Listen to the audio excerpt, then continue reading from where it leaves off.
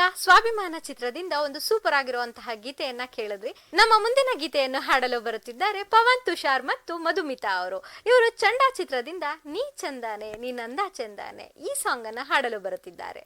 ಎಲ್ಲರಿಗೂ ನಮಸ್ಕಾರಗಳು. ನನ್ನ ಹೆಸರು ಪವನ್ ತುಷಾರ್. ನಾನು ಕೋಲಾರದ ಸುರಕ್ಷಿತ್ ಗಾನ ಕಲಾ ವೇದಿಕೆಯಿಂದ ಬಂದಿದ್ದೇನೆ. ನನ್ನ ಹೆಸರು ಮಧುಮಿತಾ. ನಾವು ಈಗ ಚಂಡ ಚಿತ್ರದ ನೀ ಚಂದಾನೆ ಹಾಡನ್ನು ಹಾಡುತ್ತಿದ್ದೇವೆ.